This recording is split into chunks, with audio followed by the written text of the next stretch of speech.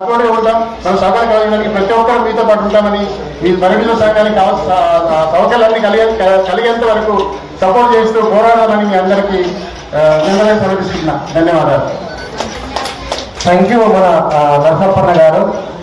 ఎందుకంటే రియల్ మన చైర్మన్ గారు వీళ్ళది మన నరసప్పన్న చెప్పింది. ఎందుకంటే మా మల్కాజ్గిరిలో లెప్రసీ కాలనీ ఒకటి 300 ఇళ్లతో ఉంది. అక్కడికి నేను రెగ్యులర్గా వెళ్తుంటాను. ఎందుకంటే చాలా మందికి వాళ్ళు వేలు ఇదైనప్పుడు రేషన్ కార్డు ప్రింట్ పడదు. తర్వాత ఇప్పుడు అంతకుముందు తమ్ముతో పెట్టే పింఛన్లు కూడా ఇవ్వలేని పరిస్థితి చాలా ఉంది. ఇప్పటికీ కూడా రేషన్ కార్డుల ఎవరో ఒకరికి అయితే ఉంటుంది. మేము రేషన్ వాళ్ళతో మాట్లాడుతూ చేసిన వాస్తవము. కాబట్టి అది కూడా వాళ్ళది కూడా మనము పరిగణలోకి తీసుకోవాలి.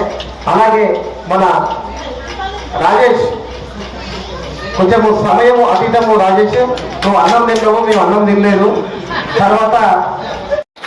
ఆ తర్వాత మన చెప్పగల హాస్టల్ ఉంటాయి, వినాయకుడు ఉంటాయి. 600 నవీన చిన్నవాడు 10 ఏళ్ల కింద మరి 6 రోజు కూడా వినాయకుడి పేరు చెప్తే కూడా 6 రోజుల్లో 25,000 రూపాయలు ఒక్క మాట అడగకుంటేనే మరి ఆ దేవుడికి విరాళంగా ఇచ్చినట్టు గొప్ప మనసున్న మానవులు.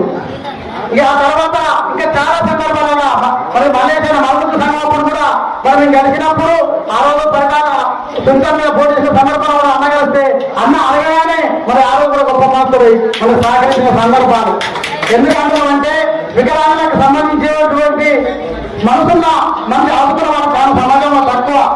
మరి అందరి మంచి మనసున్న అన్న మరి మన మంచికి వచ్చినందుకు మరొకసారి అతని సేవలను గుర్తు చేసుకుంటూ మరి ఈరోజు మన మనసులో కూడా మరి తన మనసు ఉందని మన పట్ల ప్రేమాన్ని గుర్తుకోవడానికి వచ్చిన అన్నకు మరొకసారి ఘనస్వాగతం పలుకుతూ థ్యాంక్ యూ అన్న.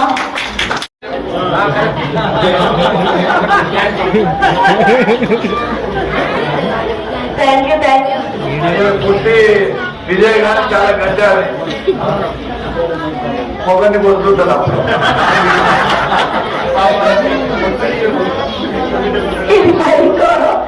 అసలు రికార్డ్ చేయకండి, కట్ చేసేయండి. Thank you. ప్లీజ్. మన సమస్యలు చాలా ఉన్నాయి కానీ మనం అనుకుంటేనే సమస్యలు. ఎప్పుడైనా సరే మనం గట్టిగా నిల్చుంటే సమస్య కాదు. ఇది మాత్రం పక్కా చెప్తున్నాను. ఎందుకంటే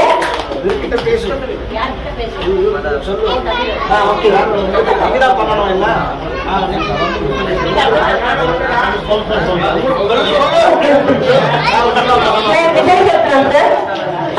మనము సిగ్నల్ దగ్గర వెళ్తుంటే అడుక్కునే వాళ్ళు ఉంటారు, కానీ దివ్యాంగులు ఎక్కడ అడుక్కోరు, పని చేస్తూ ఉంటారు. కానీ మాకు పని చెయ్యడానికి అవకాశం కావాలి. కాబట్టి దయచేసి అవకాశం కోసం ఎదుర్కొంటున్నాము. ఇల్లు లేదు, బండి ఇవ్వలేదు, పెన్షన్ కోసం చేస్తున్నాము. కాబట్టి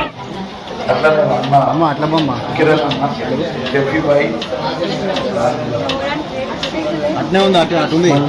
అదే నర్సప్పన్న, మా పొట్టి వీరన్న కూతురు విజయ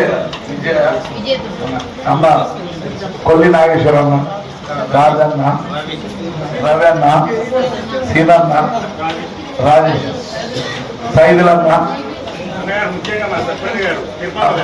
తిరుపతమ్మ, సంచలనం సృష్టించిన మా తిరుపతి అక్కకు, ముఖ్యంగా ఇక్కడున్న మా మరుగుజ్జులు సోదరులు సోదరులు ప్రెస్ అందరికీ పేరు పేరున నమస్కారం. ఎందుకంటే పాపం మొన్న వచ్చి మలేషియా వచ్చి పాత మిత్రుడు మలేషియాలో వచ్చి అన్నను రావాలి అన్నాడు. ఇవాళ చాలా పెళ్ళిళ్ళు ఉన్నా, ఎన్ని కార్యక్రమాలు ఉన్నా మా మలేషియా గురించి మీ అందరి గురించి ఇక్కడ రావడం జరిగింది. నా వంతు ఎప్పుడు మీకు పార్టీలకు ఖచ్చితంగా నేను మీకు ఎప్పుడు అండ ఉంటుంది.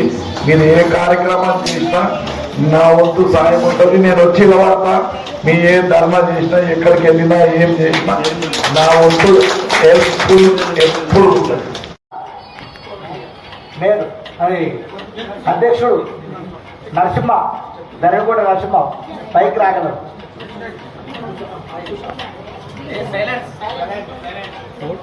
వేదిక మీద ఉన్నటువంటి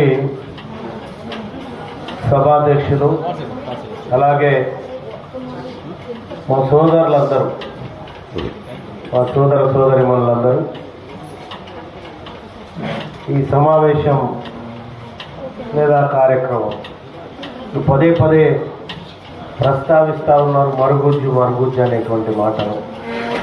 అది ఎందుకో నాకు చాలా ఇబ్బంది అనిపిస్తుంది. కానీ మీరు మరుగుజ్జులు కాదు నా దృష్టిలో. కళ్ళ ముంగట మీ సమస్యను చూస్తూ ఏమీ చేయలేకపోతున్న సమాజం మరుగుజ్జు సమాజం. కళ్ళ ముందు మీ అవస్థల్ని చూస్తూ కూడా పట్టించుకొని ప్రభుత్వం ఏదైనా ఉంటే అది మరుగుజ్జు ప్రభుత్వం. కాబట్టి దీనికి ఏదైనా ఒక వేరే పేరు ఏదైనా తీసుకుంటే బాగుంటుందేమో. ఈ మరుగుజ్జు అనేటువంటిది కాకుండా ఒక గౌరవప్రదమైనటువంటి ఒక పేరు ఉంటే బాగుంటుందేమో దానికి అనేది నా సూచన. మన వీరన్న ఆ దిశగా ఆలోచించాలి. అంటే ఒక ప్రపోజల్ అయితే తయారు చేయాలి. ఎందుకంటే సమాజంలో ఆ పదంతోనే వాళ్ళకు ఉన్నటువంటి వైకల్యాన్ని బయటపెడుతున్నటువంటి అంశం. కాబట్టి అది ఎట్టి పరిస్థితి. అన్వేషణ సాయుధులు మళ్ళా ఆఫీస్కి పోయారు. ఆ తర్వాత మళ్ళన్న గారు నాకు ఫోన్ చేయడం జరిగింది. అన్న రేపు పిలిపించుకొని మాట్లాడతాను, ఖచ్చితంగా వాళ్ళ సమస్యలు చూస్తానని చెప్పడం జరిగింది. ఆ అన్న మాట ప్రకారం ఏమంటే తెల్లారి వాళ్ళతో కూర్చొని దాదాపు 2 గంటల పాటు అనేక విషయాల మీద చర్చ చేశాము. వెంటనే కింద డైరెక్టర్ గారి దగ్గర కూడా తీసుకెళ్ళి వారికి కూడా వినిపించడం జరిగింది.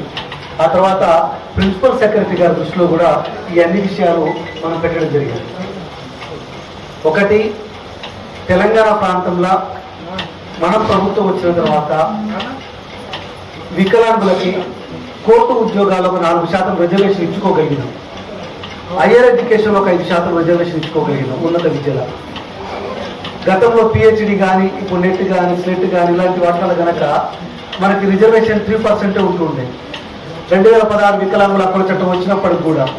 కానీ మనం వచ్చిన తర్వాత దాన్ని 5%కి దాన్ని మనము పెంచగలిగినాం. అంతేకాకుండా వికలాంగులందరూ కూడా ఆర్థికంగా ఎదగాలి, స్వయం సమృద్ధి సాధించాలి, వాళ్ళ చిన్న చిన్న వ్యాపారాలు చేసుకోవడానికి చిన్న చిన్న పొదుపులు చేసుకోవాలన్న ఆలోచనతో మళ్ళా మనం సెల్ఫ్ హెల్ప్ గ్రూప్స్ని మన మంత్రి గారు వచ్చిన తర్వాత వారితో మాట్లాడి మొదటి సంతకమే మనము సెల్ఫ్ హెల్ప్ గ్రూప్స్ మీద మనం పెట్టించాము. ఇప్పటికీ 11,000 వికలాంగుల సంఘాలు తెలంగాణ ప్రాంతం ఏర్పడ్డాయి.